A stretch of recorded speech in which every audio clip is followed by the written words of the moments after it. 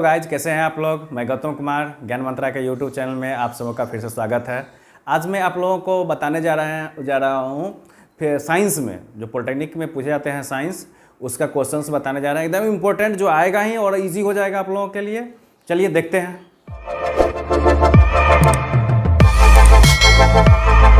पहला क्वेश्चन है कमानीदार घड़ी में, मतलब स्प्रिंग बैलेंस वॉच, कमानीदार घड़ी में संचित स्टोर एनर्जी, संचित ऊर्जा क्या है। पहला गतिज ऊर्जा, परमाणु ऊर्जा, रासायनिक ऊर्जा, स्थितिज ऊर्जा, मतलब kinetic energy, atomic energy, chemical energy और पोटेंशियल एनर्जी।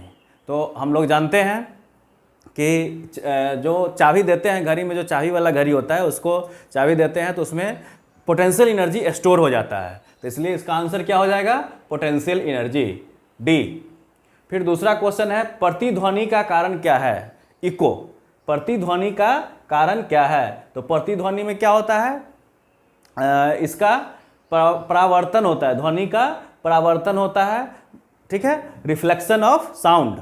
इसमें देखो कौन है परावर्तन, ये सी, ध्वनि का परावर्तन। तो बच्चों अब थर्ड क्वेश्चन में देखते हैं कि गतिक घर्षण बल, ठीक है, काइनेटिक फ्रिक्शनल फोर्स, चरम तो लिमिटेशन फोर्स है, लिमिटेशन फ्रिक्शन फोर्स, ठीक है।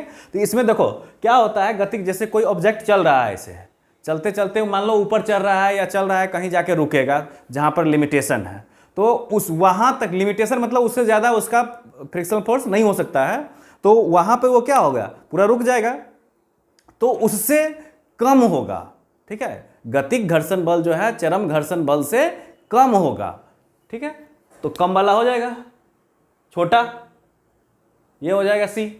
फिर नेक्स्ट है त्वरण का एसआई मात्रक है, त्वरण मतलब एक्सेलरेशन, एक्सेलरेशन का एसआई यूनिट क्या होगा, मीटर पर सेकेंड। तो ये क्या होता है, मीटर पर सेकेंड स्क्वायर, ये it means B. Next question है निम्नलिखित में कौन एक सदिश राशि है, मीन्स हो गया कि इसमें से जो क्वेश्चन है उसमें एक वेक्टर क्वांटिटी कौन सा है। तो वेक्टर क्वांटिटी जानते हैं जिसमें मैग्नीट्यूड के साथ साथ क्या होना चाहिए, डायरेक्शन।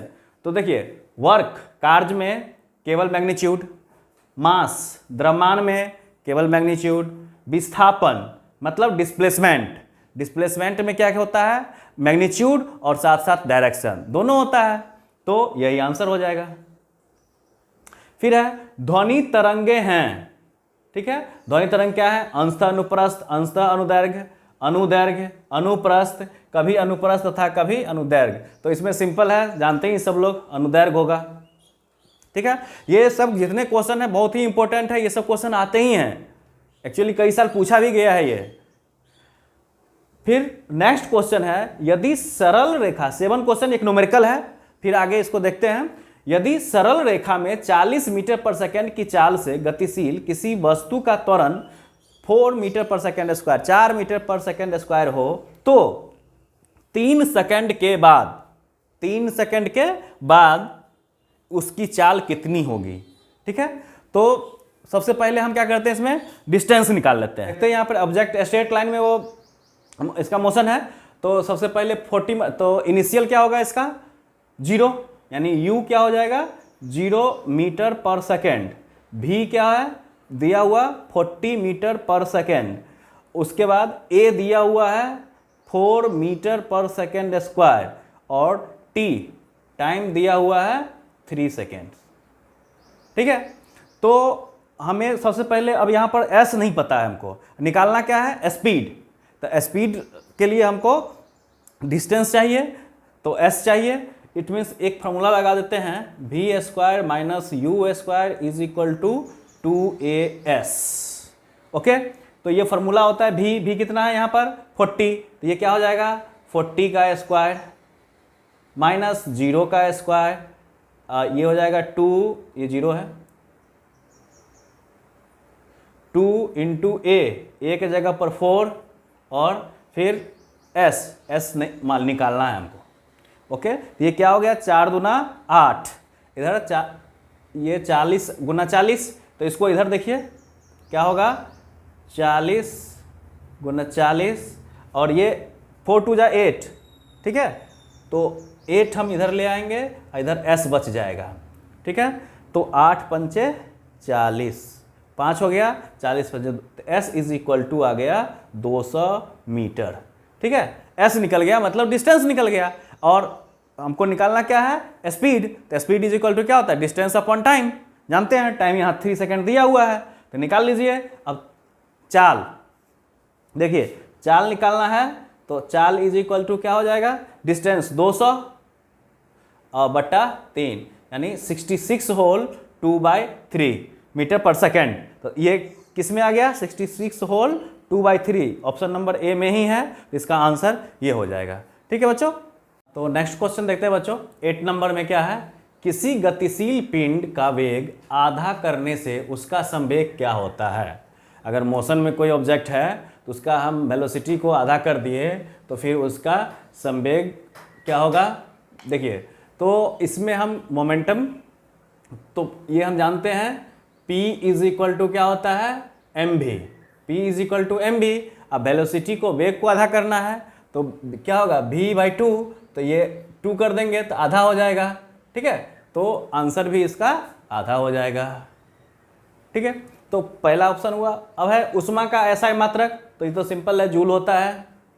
उष्मा का एसआई मात्रक क्या हुआ, means SI unit of energy heat, तो क्या होगा ये, जूल। ठीक है, अब नेक्स्ट है किसी रेडियो तरंग की आवृत्ति, फ्रीक्वेंसी, रेडियो वेव की फ्रीक्वेंसी कितना है, 450 किलो हर्ज। ध्यान देना है, किलो हर्ज, इसको बदलना पड़ेगा हर्ज में। तो तरंग दैर्घ्य मीन्स लैम्डा, इसका वेवलेंथ निकालना है। तो देखिए यहाँ पर आवृत्ति दिया हुआ है, इट मीन्स एन दिया हुआ है। एन कितना दिया हुआ है, 450 kHz, मतलब किलो हर्ज। तो इसको हम बदल देंगे हर्ज में, तो कितना हो जाएगा, 450 इंटू 10⁻³ Hz हर्ज हो गया। ठीक है, 1000 से मल्टीप्लाई कर दिए। अब नेक्स्ट है इसमें अच्छा, स्पीड ऑफ लाइट जानते हैं, कितना होता है speed of light, 3 into 10⁸ metre पर सेकेंड, 3 इंटू 10⁸ मीटर पर सेकेंड, यानी ये भी है। और फॉर्मूला हम जानते हैं, v इज इक्वल टू क्या होता है, एन लैम्डा। ठीक है, तो यहाँ से निकाल दीजिए, हमको निकालना क्या है, लैम्डा। तो लैम्डा इज इक्वल टू क्या होगा, v/n, lambda is equal to v/n। तो हम v के जगह पर ये रखेंगे, यानी 3 इंटू 10⁸ बाय 450 इंटू 10⁻3। तो एक चीज़ यहाँ पर ध्यान दीजिएगा, यहाँ हम इसको स्टैंडर्ड फॉर्म में लिखेंगे तो यहाँ पर 2 डेसिमल यहाँ डालना पड़ेगा, यानी कि 100 से डिवाइड करेंगे तो 100 से मल्टीप्लाई। तो यहाँ 100 से डिवाइड कर दिए, इधर 100 से मल्टीप्लाई कर दिए, तो ये आ गया 3 इंटू 10⁸ बाय 4.5। ठीक है, 4.5 इंटू 10⁵। ओके, अब इसको हम सॉल्व करेंगे तो ये कितना आ जाएगा, जब पूरा इसको सॉल्व करेंगे तो सबसे पहले तो यहाँ देखिए ये डेसिमल हटेगा, इसको सॉल्व कीजिएगा तो आ जाएगा 6.6 इंटू 10⁻² मीटर। इसको सॉल्व करने पर यही आएगा। ठीक है, तो देखिए ऑप्शन में, हाँ ये है। अब है नेक्स्ट, किस ताप पर किसी पदार्थ का ताप सेल्सियस और फ़ारेनहाइट में समान होगा। मतलब ये पूछ रहा है कि किस टेम्परेचर पर सेल्सियस में भी मेजर करेंगे, फ़ारेनहाइट में भी समान होगा, तो ये -40°C, -40°C। अब है पृथ्वी पर किसी वस्तु का प्लायन वेग निर्भर करता है। ठीक है, तो देखिए ये द्रव्यमान से इंडिपेंडेंट होता है। ठीक है, तो द्रव्यमान मीन्स मास, तो मास से स्वतंत्र होगा, यानी द्रव्यमान से स्वतंत्र होगा, ये द्रव्यमान से स्वतंत्र होगा। अब है नेक्स्ट, 100 मीटर पर सेकंड के वेग से चलती हुई एक 5 ग्राम की गोली किसी लक्ष्य में प्रवेश करने के 0.01 सेकंड के बाद रुक जाती है, लक्ष्य द्वारा आरोपित बल का मान क्या होगा। ठीक है, तो देखिए यहाँ पर भी u दिया हुआ है कितना, 100 मीटर पर सेकंड, v क्या हो जाएगा, 0 मीटर पर सेकंड, और वेट है, इट मीन्स m इसका क्या दिया हुआ है, 5 ग्राम ग्राम, इसको केजी में बदलना होगा तो 1000 से डिवाइड करना होगा, तो 0.005 केजी, ठीक है। और टाइम दिया हुआ है 0.01 सेकेंड। ओके, देखिए यहाँ पर क्या दिया हुआ है, u initial velocity, final velocity, mass और टाइम। तो यहाँ पर हमको निकालना क्या है, लक्ष्य द्वारा आरोपित बल का मान। तो दिया हुआ क्या है, निकालना क्या है, इसमें रिलेशन। तो सब यहाँ पर हमको निकालना है फोर्स, ठीक है। तो फोर्स निकालने के लिए मास दिया हुआ है, एक्सेलरेशन चाहिए। यहाँ पर u v t दिया हुआ है, तो इससे एक्सेलरेशन v, ये फॉर्मूला अगर हम लगा दें v is equal to u plus A T, तो इसी से निकल जाएगा 100, और ये सॉरी ये 0 है ना, v 0 है, u है 100, तो यहाँ लिख दिए, और a नहीं पता है, और टाइम है 0.01। ओके, इसको सॉल्व करेंगे तो ये इधर आएगा तो माइनस में हो जाएगा। It means 1a/100 is equal to -100, तो a इज इक्वल टू क्या आ गया, -10,000, ठीक है, मीटर पर सेकेंड स्क्वायर। ये आ गया a। अब a आ गया तो f is equal to ma, f is equal to ma। Okay, तो m यहाँ 0.005 है, 0.005 है, और a यहाँ पर -10,000 है। तो यहाँ पर ये डेसिमल हटाएंगे तो 3 0 नीचे आएगा, तो 3 0 से 3 0 कट जाएगा, यहाँ 5 बचा, 5 × 10 -50 न्यूटन, यानी माइनस नेगेटिव साइन आ गया, तो यहाँ -50 N है। तो ये देख के घबराइएगा नहीं कि ऑप्शन में माइनस नहीं है। ये यहाँ पर एक्चुअली एक्सेलरेशन जो है वो नेगेटिव में था, मतलब रिटार्डेशन हो रहा था, एक्सेलरेशन घट रहा था। तो यहाँ साइन जो है वो बता रहा है घटने का, नेगेटिव साइन। इसके लिए घबराइएगा नहीं, 50 न्यूटन ही फोर्स होगा। 14th में देखते हैं, 14 नंबर क्वेश्चन में क्या है, 100 ग्राम पानी का ताप 5 डिग्री सेल्सियस से 95 डिग्री सेल्सियस तक बढ़ाने में कितनी ऊष्मा लगेगी। तो इसमें सबसे पहले यहाँ पर m दिया हुआ है, मास पानी का कितना, 100 ग्राम, तो इसको केजी में बदल दीजिए तो 0.1 केजी हो जाएगा, ठीक है। इसके बाद टेम्परेचर ये था, डेल्टा टी निकालना होगा, तो 95 - 5 यानी कि 90 डिग्री सी, डेल्टा टी निकल गया। अब हम क्या जानते हैं, और C यहाँ दिया हुआ है, C दिया हुआ है कैलोरीफिक वैल्यू किसका, वाटर का, तो ये हो जाएगा। अब निकालना क्या है, कितनी ऊष्मा, तो Q इज इक्वल टू होता है mc डेल्टा T, ठीक है। तो देखिए ये निकल जाएगा, m कितना हो गया 0.11 इंटू C दिया हुआ है 4200, और इधर डेल्टा टी का वैल्यू है 90, ठीक है, जूल। ये आंसर होगा, इसको सॉल्व कीजिएगा तो ये आ जाएगा 37800, ये बी दूसरा आंसर हो जाएगा।